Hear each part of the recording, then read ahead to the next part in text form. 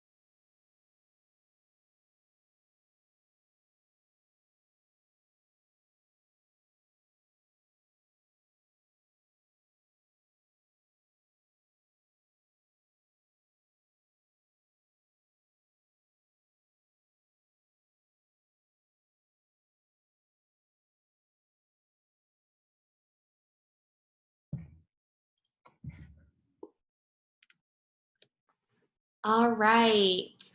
Hello, everybody.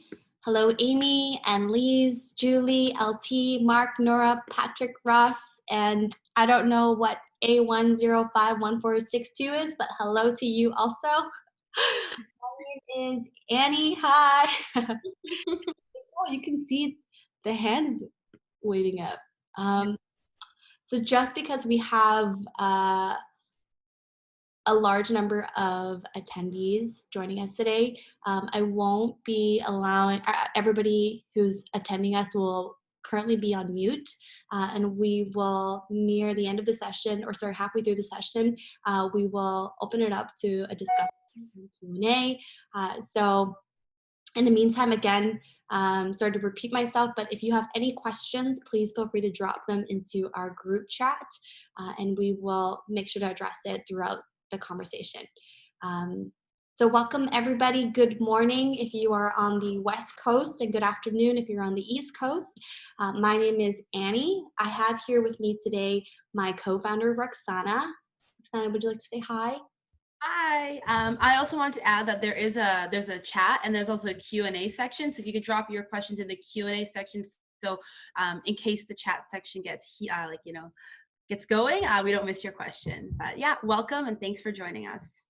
Hi Daniel. Hi Elaine. Hi Julie. Hi Leo. If I've missed anybody, sorry. Val.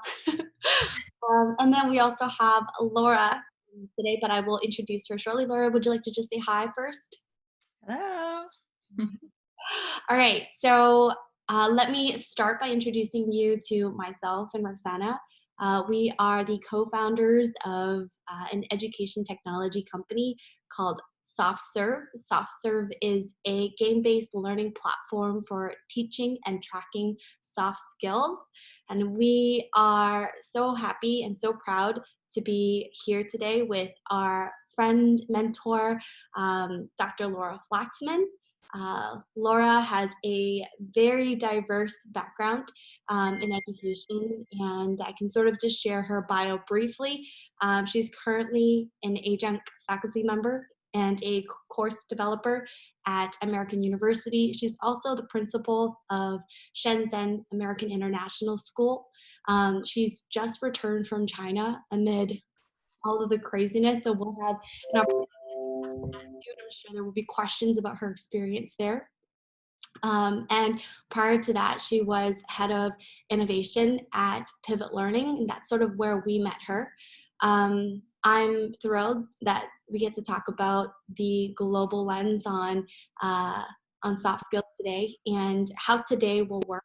We will, the first portion asking Laura a bunch of questions that we have been dying to ask her for forever now. So this is sort of a selfish endeavor for Roxana and I.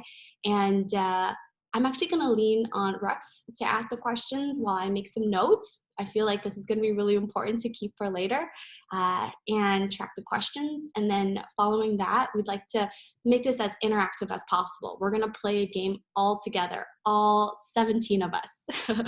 And then following that, we'll wrap up with Q&A. We're going to do our best to make sure we get to everybody's questions. So I'm going to, leave it to you, Rux, to take a Yeah, okay, awesome. Well, thank you everyone for joining once again. It's awesome that we can do things like this using technology like Zoom.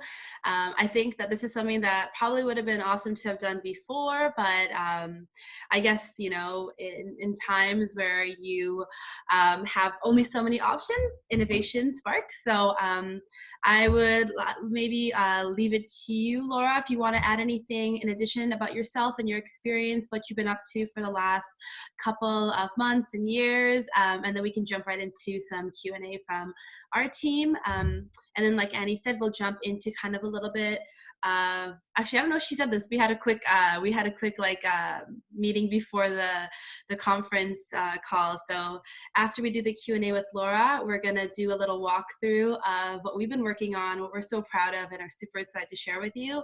And then we'll jump into Q&A from all of our lovely participants. So yeah, to you, Laura. Oh, well, maybe just a little more immediate context from the just back from China, but you know, just to what you were just saying, Roxana, about these times and the innovation and everything. We were all set to reopen February 2nd from the Chinese New Year holiday, and that's when, you know, things changed there quickly. So we were in China at that point, and during the break, realizing that things were going to be closed. So my family and I went to Bali on February 2nd, and actually opened our online program that week with very little notice, without having any kind of online anything, any presence, partly because we serve 3-year-olds and up.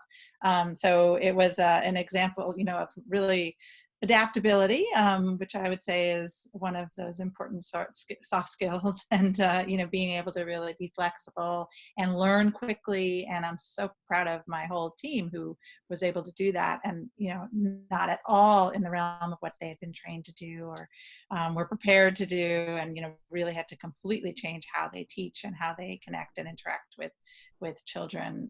So it's been pretty incredible.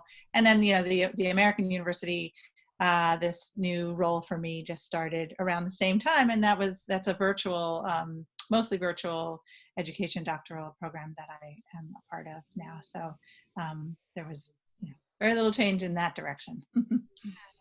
Wow, that's such polarizing experiences for you, especially from like 3 years and up, and being a mostly in-person format of learning, and then, you know, a doctoral program where there's a lot of independent learning expected. Did you find any similarities between the two online learning experiences, even after kind of having adjusted and been able to bring that to the younger students? I mean, I think for me personally, having, you know, and I'm sure everybody can relate to this, right? The more you've had some experience with even Zoom, right? I have all these friends who are like, oh my God, Zoom, I've never used Zoom before, and now they're using Zoom all the time. Yeah. You know, so I'm lucky that I had some of those experiences, and I was a teaching assistant for a course at Harvard that was online, and I did that just because I wanted the experience. So, you know, it was helpful to have some of those things, but, you know, even just, again, because at the school we were starting from nothing. So just even figuring out what platforms work and then what platforms work in China is a whole other story. So there was just a fast vetting process. Just also super fortunate that we had hired an IT/tech person in the fall. So, he was working really, really hard, and a lot of other people. And again, it's sort of people who have their natural, abilities. And then, yeah, I think there are a lot of similarities. And there's a question in here that, we'll get to later, but just,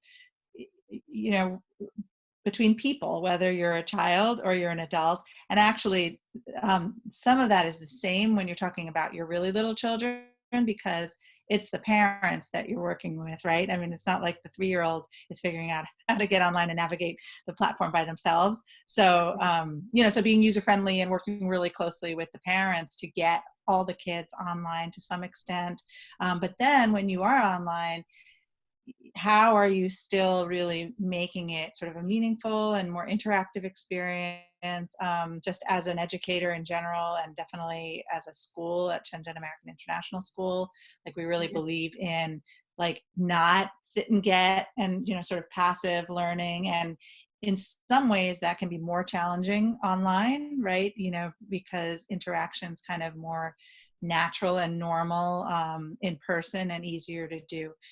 So I think that's a commonality, is how do you really make technology a way of people to still connect. And I feel in some ways we're in a huge global experiment of that right now, as we're kind of forced to be isolated. How are we actually connecting more than we were before? And I think there's some great examples of that. Yeah, I love. Oh, sorry, I'm like a feed coming back. Okay, it's gone. I love that you brought that up, because that's actually something that Annie and I spent a great deal of our time talking about, is how has technology actually stepped up to the plate to not just replicate the classroom, but actually innovate for a digital classroom. And what we strongly believe is that's something that will evolve, kind of like you said. We're kind of in a global experiment, and I want to get back to that. But before we do, maybe we can get into some of the more foundational definitions for maybe some of the people here who would like just a bit more explanation on soft skills. What do you define them as, and how do you see them playing a role in education, kind of more on a base level? Yeah.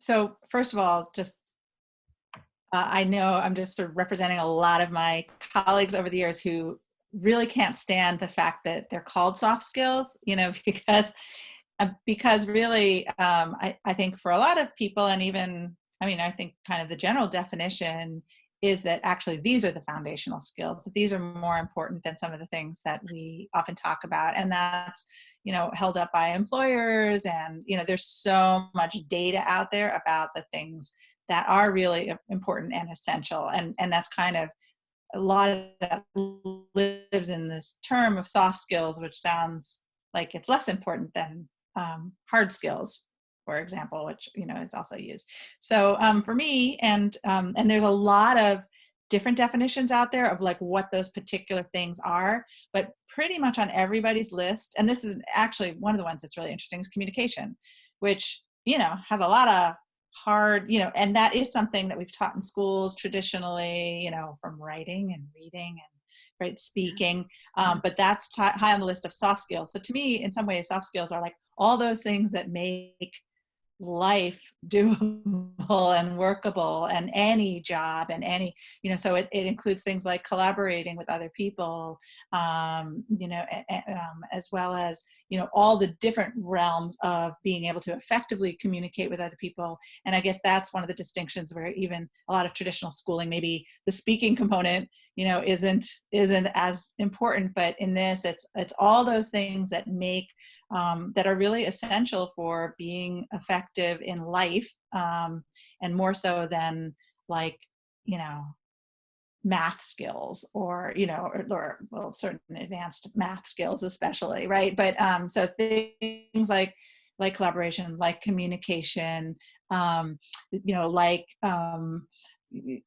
one sort of negotiates with other people, creativity, so again, different things show up on different people's lists, but and then just at pieces of that, how do you work with a diverse group of people, and navigating different perspectives, and so lots of things that are, I think, that are more about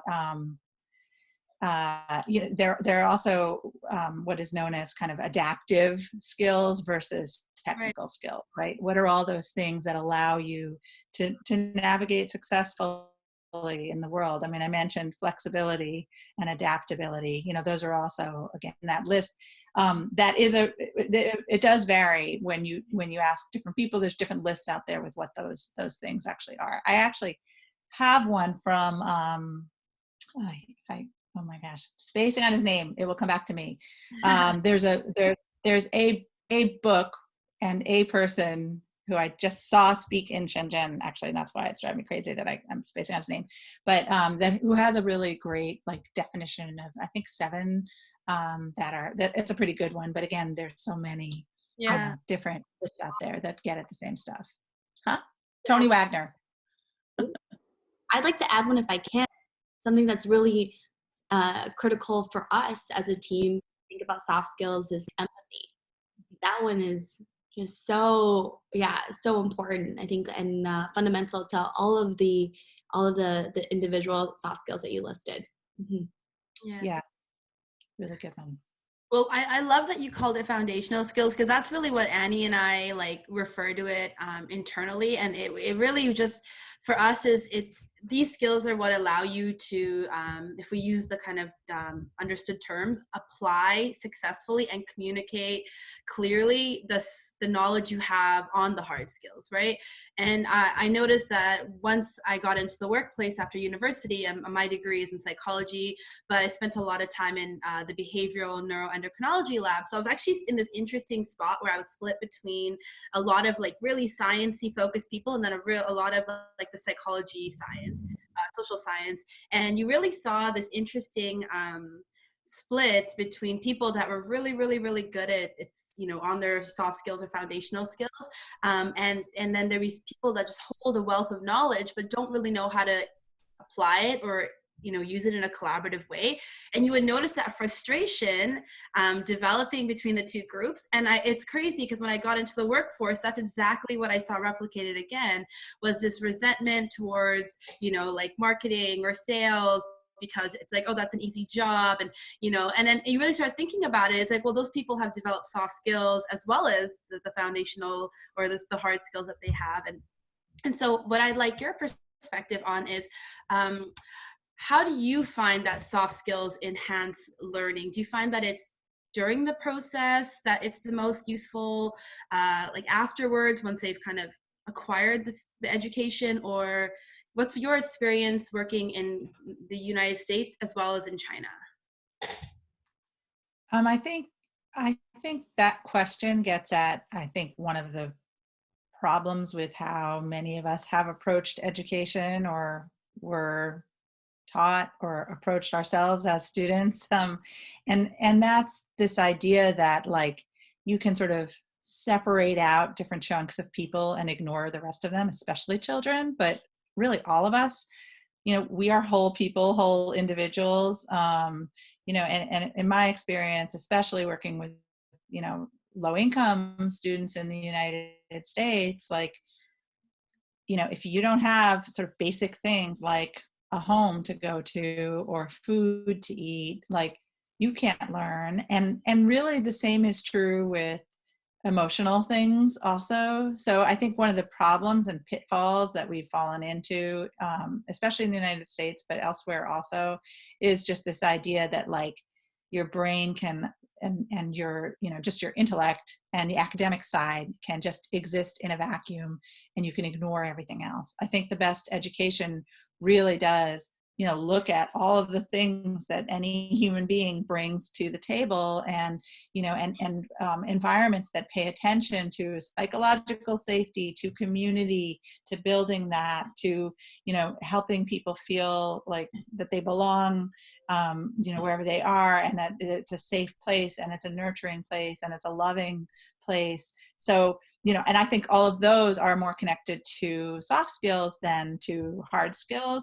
And I think I mean, there's also just also as a principal, you know, a high school principal here in the US, you know, in some ways it's even worse because like your kindergarten, your preschool teacher, like they know they have to, I mean, really most of what they're doing is soft skills, right? Like, you know, they're like, okay, how do you not steal the other kid's pen, right? Like, how do you like work together? How do you like sort of self-manage, right? And like, you know, and some of those things are just, you know, so in some ways we start with that, right? And they're soft skills stuff before we even get to the hard skills. But then, especially in high schools, a lot of times people are like, just want to pretend that none of the other stuff exists. But the thing about culture and the thing about, you know, this whole category of things that are soft skills is that they exist whether you pay attention to them or not, right? Like there is a culture in every school, in every institution, in every workplace. And, you know, if you don't pay attention to it, then it's still there and it gets in the way of other things, right? But if you pay attention to it and nurture it and look at it in the context of, you know, everything else that you're teaching, I think, you know, then the benefits are really great. And then you actually have a culture and, you know, you pay attention to these other things that all further the learning. So actually, I think my real answer probably to you to that question is you actually have to start with the soft skills first, and you have to be a big or at least to some extent, and some of them, right? Because it's all about what's the context, how are we building a real learning community and learning environment where people can grow, both on the sort of more hard skill level and the soft skill level. I have a question that's not in the order of the questions that we have, just as you're speaking, Laura. Sorry, Rex, for interrupting. I like it. Yeah, okay, I'm just like so engaged in what Laura's saying right now, or connected to what Laura's saying right now. I want to know, so it's clear to us, I think like we're all on the same page, and I feel like everybody in this chat room who's joined us can agree that soft skills are so critical to every facet of learning at all age groups in the real world. And what I want to know is, how are they being taught today? How do you plan on continuing to teach them in the future, especially given the change in the world, moving, you know, in classroom learning to online? Like, you know, Rex said something really powerful the other day, and I am going to totally butcher it, but like, we're in a time and a place in the world where like there is no going back to normal. Like, we hope that things will get better, but the reality is like everything isn't going to change. Like the demand of things, the demand or the expectation that things will be available remotely is not going to change. And so I want to know, like, how are soft skills being taught today? Because I remember my experience like in kindergarten-ish, like that was 100 years ago, but kindergarten-ish, like learning those soft skills and then like not learning them ever again as I was progressively getting older. So yeah, can you speak to that? Maybe like based on how you've done it in the past and how you plan on doing it in the future as the principal of a school that's currently totally remote right now?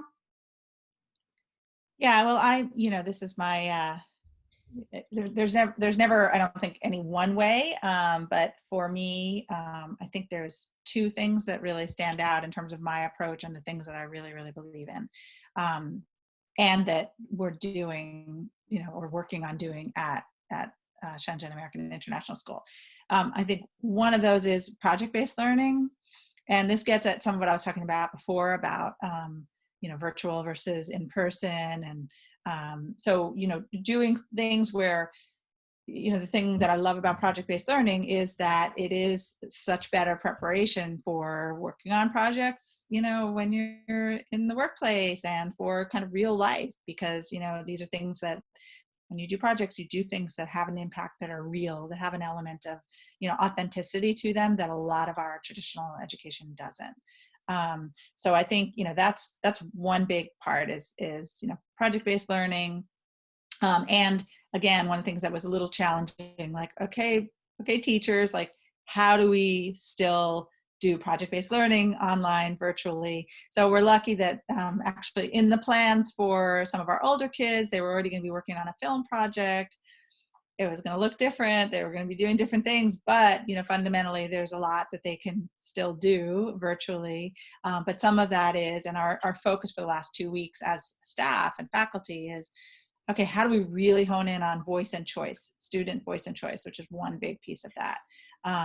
So, there's things you can do, but again, some of it goes against some of your inclination on these platforms where, especially when people have connectivity issues, there can be like, communication can be hard. So how are we doing as much as possible to put the learning into the hands of students? And I think that is just really huge. And then also, how are people, working on things that have meaning beyond like 4 walls of a classroom, which again, all of that is expanded in different ways now. So that's one thing that I was thinking of. The other thing, to me, that are like super essential. The other thing is that like, if you're, and again, like a lot about what's happening in the world right now is amplifying some of these things for me, and I think for a lot of us, right? So the other thing is like, if your adults aren't learning and growing, and this gets again at some of the questions around like, how do you teach this? How do you do this? And can you? So I'm very involved in this work around growth culture and deliberately developmental organizations. And it's part of why I really believe in it. It actually doesn't really come out of the education world, although some of my professors at Harvard are the ones who this book about it.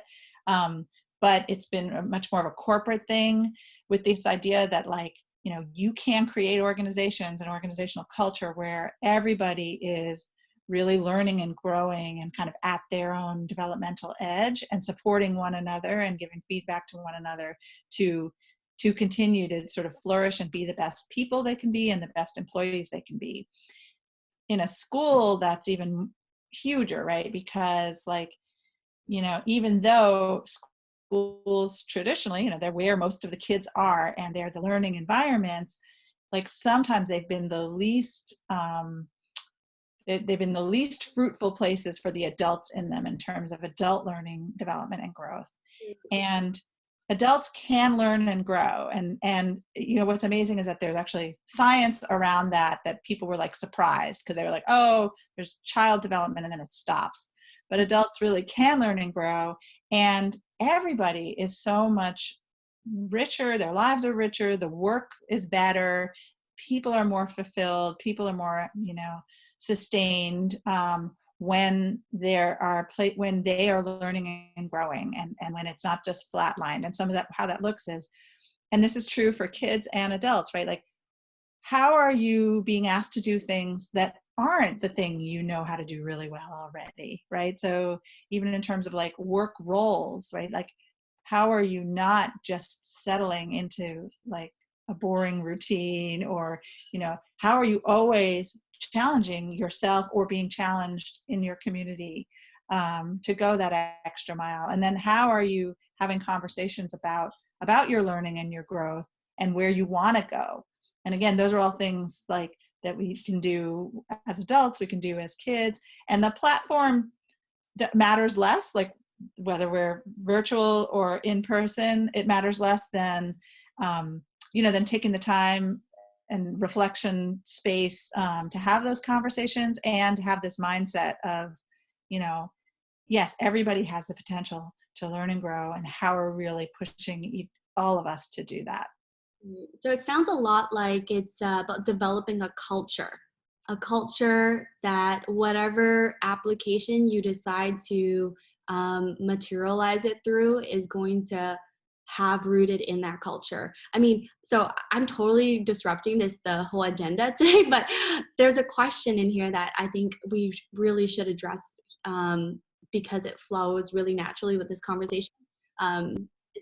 It's from Val, and it's, are there best practices or tools for soft skills assessments for the workplace, for the workforce? And I think that also applies in education. And the reason why I want to bring this up is because I think technology has done such an incredible job, as you'd mentioned, Laura, in fast tracking what the world looks like today and doing the things that we already do today even better and quicker and more efficiently, like teaching hard skills. It's very easy right now to administer math content or a math curriculum. And this is, again, not to take away from the importance of math, but like just to highlight my point, and to mark math questions and to determine whether or not you were able to successfully learn math, for example. But in the world of soft skills, when we think about adaptability, teamwork, collaboration, empathy, like, are there tools like that Rux and I don't know about because that's what we've been working on building, or like, and yeah, and are there specific like best practices to those tools, or are you implementing best practices on existing tech tools? Yeah, let me know. Yeah, shed some insight on this Yeah. box for us. Yeah, so in terms of like really specific workforce assessments around soft skills, nothing comes to mind right away. The one organization that does a little bit, but I just haven't delved into what they have in terms of assessments. I just know more about the program. But Year Up is all around like taking young adults and helping get them ready in 1 year's time for a job. They were featured on 60 Minutes with Jamie Dimon from Chase speaking about it. So a lot of companies, Google works with them. So I am sure they have some tools in there, because it's a very intensive, both focused on soft skills, but also specific technical schools for the industries, because it's an employment sort of opportunity program to get like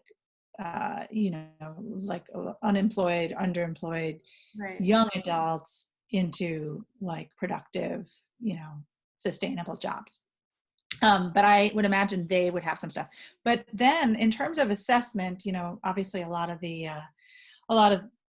educators do it maybe a little more than your general public.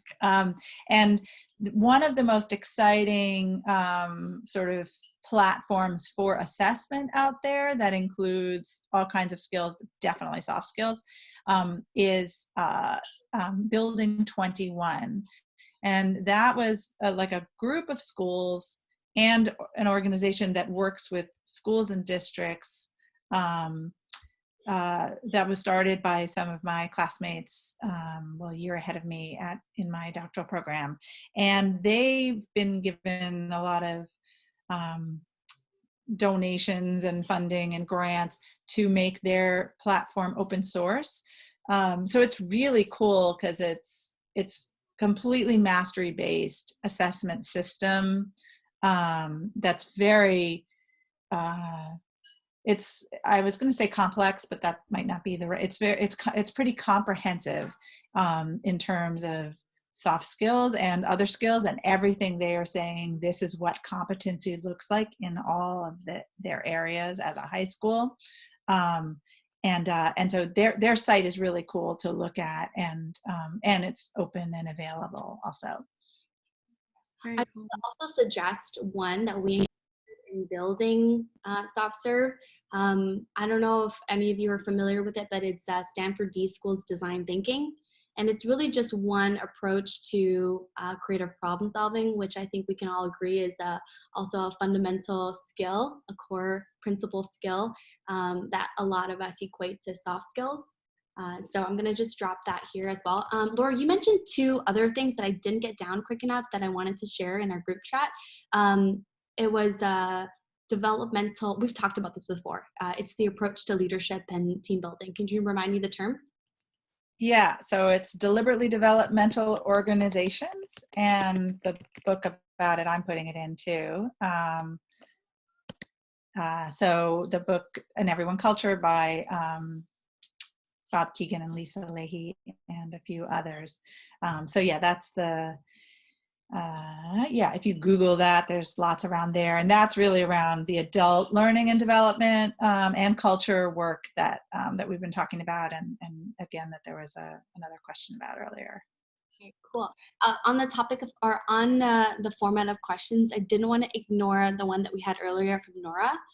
She mentioned, she asked, sorry, Rox, I'm really just totally bombarding the.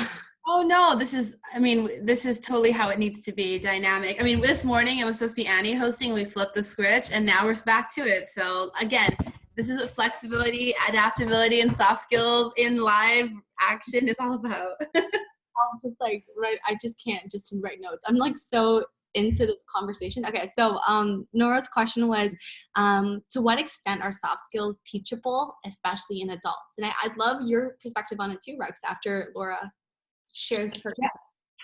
Yeah, so I mean, you know, again, this is what I think it's 100% teachable at all levels, and that's, you know, I think, and super important and critical.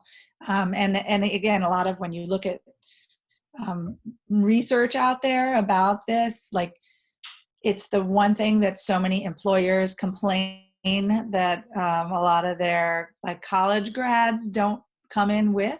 Partly because of some of the problems that we were talking about in terms of teaching ignoring and schools ignoring sort of soft skills, but it's like the thing, and you know, some of the different specific skills that are outlined and that, you know, people define as soft skills, but a lot, that whole realm of things are the things that a lot of employers feel people come to them without, and then have to learn on the job. So it's all learnable, teachable. The problem is that it's not necessarily been focused on enough. Yeah. And hence part of the reason for the work that you guys are doing. Yeah. Why do you think that is? Well, I think like I can like reference back to one of our first ventures that we started at when we started bringing ProtoHack challenges, our innovation challenges, into the workplace to solve for this exact issue that a lot of employers are finding, is that there wasn't enough soft skill development available for their employees, and that was really affecting their team dynamic and culture. And I think one of the things that we really discovered is, and kind of like what you were saying earlier, Laura, is you have to change the environment for adults and the way they learn and the way that they you know, are used to engaging with education and content. And so I think that it's 100% possible, like you said. I just think it won't be the same as when you have children that are kind of sitting in a classroom forced to stay there, and even that's not working anymore. So yeah, 100% possible. I just think it's the approach needs to be adjusted for adults. Yeah, I feel like every educator that we've interacted with, so some context here, Roxana and I have been partners in business for many years now. We previously owned a company called ProtoHack, and what we would do is come into classrooms all across the globe, from New Delhi to Chandigarh, to Sao Paulo to San Francisco. Like, we were in 30 cities around the world, and we would produce these one-day, what we call hackathons, where students would have the opportunity to take ideas that they have in businesses and bring it to life without writing any code. So they'd be able to produce effectively a pitch, a presentation, and a prototype, very Shark Tank style. And what we found was, more often than not, like, the ideas were really fun and cool and playful, but rarely solved an important problem in the world. Like, it was a very difficult process to go through. In the pitching process, one of the most recurring questions that the participants had challenges answering was like, what problem are you solving? Being able to say that succinctly was so difficult. And that wasn't just the case for high school students, it was the case for MBA students or MBA candidates at Stanford. Hosted this exact experience for TED attendees, which were like C-level executives of Fortune 500 companies. And actually, that's how we met Laura, is we hosted one of these innovation challenges at a conference in San Diego called Deeper Learning. And so, yeah, like, in working with thousands of educators and students over the course of 2-3 years, like, we we see how hard it is to, the reality is like these skills just aren't being taught. And when we have these conversations with the people in charge of teaching this content, it's because it's hard, it's very difficult. It's like we still can't really answer the question, like, how do you measure soft skills? How do we know that soft skills are in fact being developed? It's sort of like this ambiguous, again, black box that we haven't quite figured out yet as a community. And if you, like, anybody in the attendees has an idea of like, or has an approach to this, we'd love your feedback as well. Mm-hmm.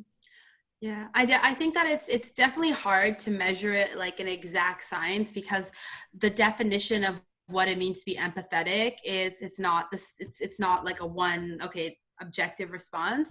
I think that might be something that will always be really challenging to measure in the way we've traditionally thought of how to measure the performance of students. And I think that's one of our philosophies with SoftServe, is that, you know, you see people trying to take that traditional approach to education and bring it to something that's not really, doesn't fit into that mold, right? And so you do need to get innovative and find ways to empower teachers to teach those skills, track them in a way where it's actually meaningful to both the student and the teacher, and not just some like, okay, we're going to throw it on our typical ABCD 100% metric, because that's how we've done it in the past. And I think that's the type of evolution and innovation we're going to start to see throughout the next couple of months, you know, with remote work and learn. Yeah, I get so fired up talking about this stuff because, like, I truly believe, I have a lot of really very unpopular thoughts, so I won't share them here right this minute. But like, generally, the sentiment is like, this is like a huge opportunity for us in education, right? To take the challenges that are presented in front of us, and not, like you both have said, Laura and Rex, like, not to just replicate what the classroom already looks like, but to instead innovate and like make it possible to prioritize the skills, the development of skills that are so critical to our success in the real world and our success as a human civilization. So like, this is where I get kind of crazy. Like, the thing that makes us human is our creativity. That's what we need to continue to be celebrated for and to practice. And I think like soft skills are exactly that. Like, this is the most critical foundational skill to develop, or the category of foundational skills to develop. So I think we're all on the same page about where we need to go, where we're headed, what the reality of our learning and educational landscape looks like. I'm gonna save any more questions to the end, but I'd like to take a couple of minutes to show you guys what we've been working on and where we've channeled all of this passion and this enthusiasm for learning and enthusiasm for soft skills. So I'm gonna just share my screen, and what we're gonna do is a really quick walkthrough of the product that we've built, SoftServe, and how you as an educator can make the most technology through SoftServe to teach and to track soft skills through our thesis. And then we're going to play a game. We're actually going to use a piece of SoftServe. I'm going to unmute everybody. And I'd like for you to all contribute your own answers to the challenge that we're going to present. So we'll have about 5 minutes to do this, and then we'll wrap up with Q&A. Sounds good? Anybody object? Okay. Well, you don't have a choice. There's no, okay, so I'm just gonna share my screen now. There we go. This is our test link. SoftServe is our brainchild, our baby, what Laura has been an active mentor. Can you guys see? Can everyone see? Okay, cool. So I'm just gonna log in here as an educator. And on SoftServe, you have the opportunity to, you have access to games that support the development of fundamental soft skills like empathy, curiosity, critical thinking, and creativity. So the first game that we are going to provide educators access to is one that we developed internally called Queue Up. And Queue Up is everyone's favorite game for developing curiosity and empathy. As an educator, you have the choice to choose an existing problem statement that we've input into the game. So some examples of popular ones are universal health care should be a basic human right, the climate is changing, prisons are overcrowded, and TikTok is popular. Or what you can do is create your own problem statement. And, for the sake of today's conversation, we can say that soft skills are difficult to teach, okay? And then what you have the opportunity to do here is to choose some forbidden words to support communication. So, Rex, can you speak to that a little bit? Yeah, absolutely. One of the reasons that we really wanted to give educators the opportunity to, one, create their own problem statements, was it allowed them to actually integrate what they're teaching in the classroom and bring it to the soft skill development, gamification. And so during our research, what we found was when you remove the subject from the statement, or in this case, the problem statement, soft skills are difficult to teach, what you're really doing is you're encouraging the student or the player to now take a really empathetic, curious, and creative perspective to their response and consider all the different people, businesses, organization, whatever the case may be, that are affected by this problem, and think about it in a very meaningful way. And so even if personally this doesn't affect them, they now can say, okay, well, I may not care about soft skills, but this person or this organization, or, actually maybe it does affect me because, when other people don't have those skills, it makes it challenging for me to do my job or me to express myself. And so by reverse engineering that process, we found the responses are much more empathetic, and that soft skills are much easier to teach and track. So how the game works for the student who's involved is the educator or the coach will submit the problem statement. The forbidden words will be selected, and then there's a coach ID that allows the student access to the game. As a coach, you'll share this code with all of your students. When the students join the game, they'll all be randomly assigned a team. And in the student's experience, what they have to do is they'll be shown that problem statement, the one that we chose, which is soft skills are difficult to teach. And what you have to do as a player is answer the questions, who cares and why do they care about that problem statement? So we're actually going to play a version of this, not through the software, but through our chat. So I'd like to ask everyone to take 30 seconds to a minute and just submit your best answer in our group chat. I'd like for you to answer the questions, who cares and why do they care that soft skills are difficult to teach?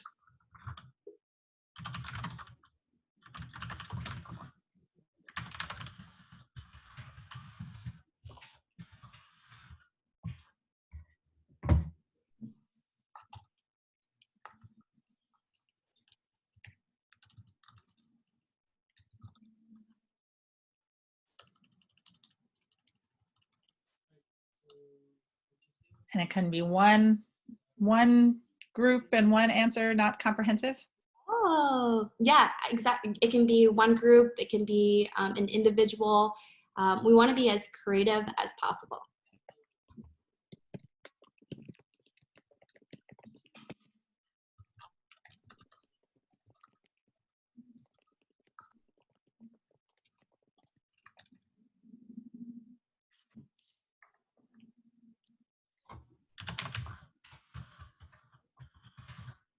Ooh, ours are kind of similar.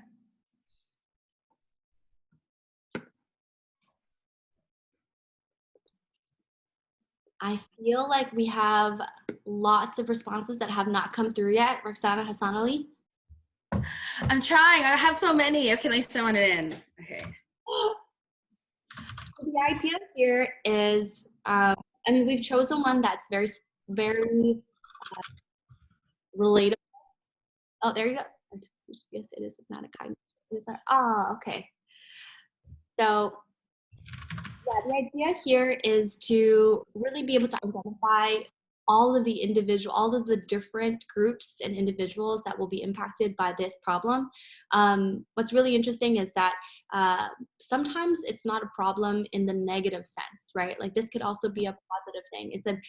In this particular case, like we could also say that SoftServe, the team at SoftServe cares because it's an opportunity for us to build a company that's going to change the world and change education. I think that there's educators care for the previous student. So yes, I love doing this with different groups. We find that whenever we work with like K to 12 students, they're very silly and funny, but extremely creative. And then, I think the younger that we go, the more empathetic we can be in those creative ways. And then we get to be very matter of fact as we get a bit older and like very, very well structured responses. So on the platform, after games like this are hosted, so what happens is students have the opportunity to submit their best response, and we put them through a series of voting. And so their response is now put against other students' responses. And what's, I think, brilliant here is there isn't a right answer. Students can now determine which one is the most empathetic and the most curious, the most creative. And teachers on the back end have the opportunity then to look at past performance and really start to measure how students are doing game after game, if they are in fact becoming more empathetic, more curious, more creative. And so if we look into the statistics of a previous game, that's not a good one. We're gonna go into this one. Yeah, so you can sort of identify in the back end which student performed the best that day and how many votes they received. And over the course of a month, over the course of a year, really understand through game performance how their soft skills are being developed. Yeah, and if I can just add in here, so you're seeing the dashboard, which is the perspective that the educator would see. When the game is started, there is a totally different experience for the player or student, where it's entirely gamified. It has like, a voting round for their team, and has that whole kind of gamified dynamic. So we can share that with you guys afterwards as well. But we wanted to show kind of the dashboard here, so you can see just how like quick and easy it is. So you're not actually having to like do a whole thing in addition to what you're already doing as an educator, which we know from our 30 minutes of teaching classes for a month in California is very, very hard. So that brings us to our Q&A. We have everyone here. I'm actually going to allow everyone to talk as you have a question. So if you'd like to ask the question directly to Laura, or to Roxana, or I, or just share some insight or feedback on how you plan on teaching soft skills, what you think are important, can you just drop them a note in our group chat and then I'll unmute you? Anybody? Don't be shy. Well, if there are no questions, maybe we can just wrap up and sort of shed some final insights on, we use a big data idea. Patrick, I'm gonna ask you to elaborate here. Hi, Patrick. Everyone can hear you if you unmute. There you go. Oh. Hi, everyone. This is Patrick Chen. I am stationed in Guangzhou, China right now. Wow. I'm originally from Canada. So it's a big shock for me to learn about the culture here in China, and also going through the coronavirus all through the crisis here. One thing that we're doing, we found that soft skills is not really teachable. Because if you talk about ethics and so on, everybody knows that they should not be stealing, but they still do. And that's because they don't have the habit or the culture. So we gather a lot of information from a lot of academia, and they talk about how people actually change their behavior. and it is by a long-term process. So it's not going to be a short-term shortcut in any means.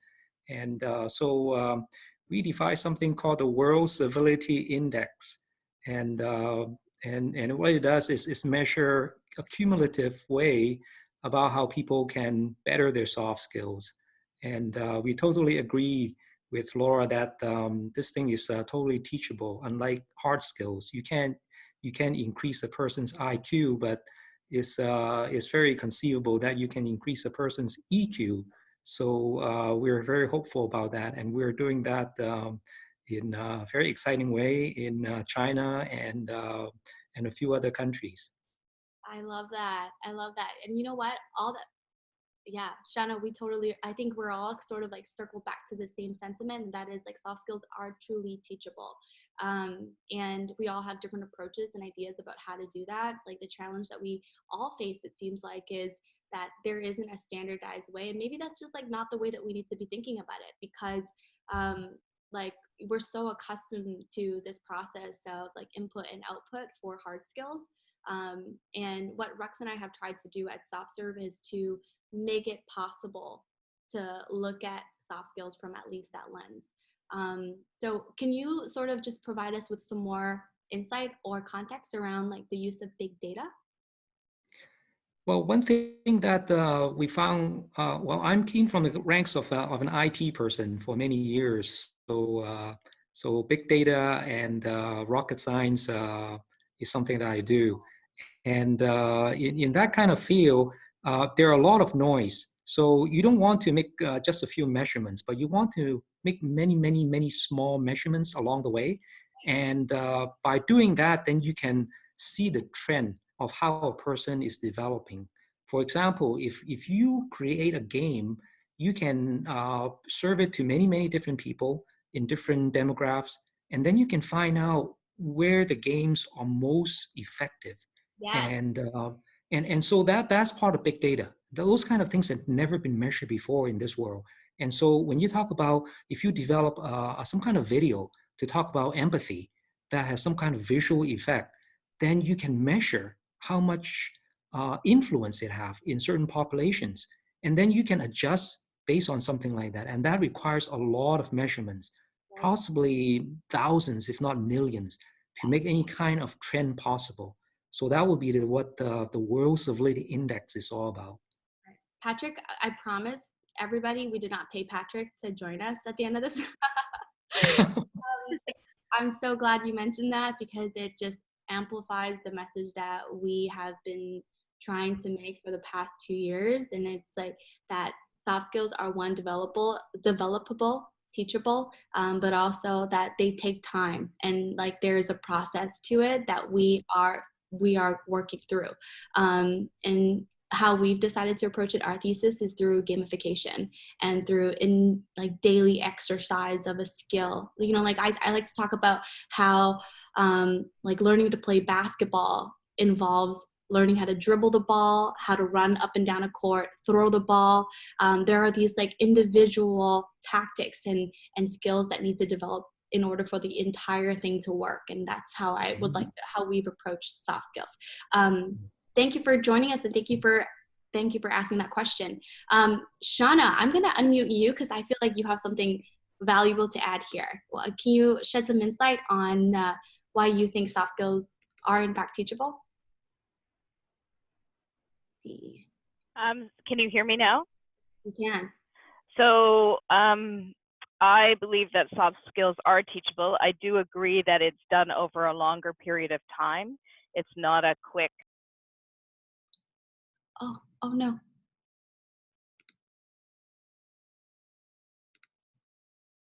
Oh, you're Does muted. that work? Yeah, you're back. Okay, so I agree that soft skills, which I would actually like to call hard skills, not soft skills, are teachable over time. We are currently doing it in an undergrad program in a business school with early entry students into our program, and we use explicit team learning as a way to do this. So we are using experiential learning, and students explicitly, the whole course is focused on building skills and building collaboration skills. Students are required to work on a business product management experience, and that is what they do in their tutorials. But in the class, they actually learn about things that help build their emotional intelligence, their ability to work with other people, their compassion, their understanding of other people from different cultures, different experiences, different schooling environments. And over time, so we do that over a 13-week period, I still say that those skills need to be reinforced throughout the rest of the program, but we're actually being very explicit about how we teach those skills. There are models where you, through the experience of being in a team and group work, that you learn the skills, but they're not necessarily explicit about how they, about learning goals around those types of things. So they may be more implicit. And it is working. So I hear numerous students talking about how the course has really changed how they interact with other people and their view of working with others. I love that. It's so beautiful to learn from the lens of like educators on the ground and in the workforce. Like, you know, when I talked to Laura, you about project-based learning, and now hearing this from Shauna, like, man, 10 years ago when I was in school, like, this is literally what Rex and I talk about all the time. Like, we wish we had teachers like you. We wish we had like resources and tools and courses and programs that were like entrepreneurship just was not a thing. It's something that we literally fell into. So thank you for sharing that. I we had a conversation with Shauna after this call, and we're so excited. I'm extra excited now to continue this discussion and learn more about the work that you've been doing. So thank you for joining us now, and yeah, and for sharing that. So, all right, we're at the end of our webinar and want to sort of leave this here with a huge thank you for joining us this afternoon on behalf of Laura, Roxana, myself, and yeah, the entire SoftServe team. I want to put it out there that we are finally finished with our product. We've been working on this for almost 2 years. Roxana and I have been building this company with our team for almost 2 years, and we're so proud that our product is finally finished. And we're looking for a group of first users to provide us with feedback on the product that we've built, as well as sort of be our first set of pioneers. And if you're interested in getting free access to SoftServe and demoing the product with us and giving us feedback and introducing it to your classrooms remotely, please, please, please email us directly or respond to the email that I'm going to share, or that I'm going to be sending out after this webinar, with all of the resources that we've discussed today, from project-based learning to the World Civility Index, to explicit team learning. And yeah, so if you're interested in learning more about SoftServe, want to be a part of our first group of users, and can offer us feedback, that would mean the world to both Rex and I, and also Laura, who's a part of the team. Have a wonderful rest of your day. Laura, Rex, did you have anything else you wanted to add? Yeah, just thank you for the fun conversation, and thanks to everybody for joining. Of course. Yeah. Of course. All right, Patrick, we will be in touch with you. Thank you. Bye. Bye. Thank you, Leo.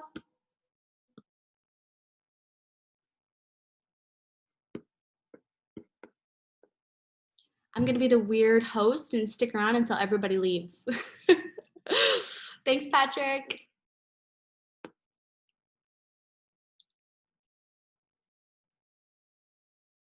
Bye, Leo. Bye, LT. Bye, Mark. Bye, A01051462.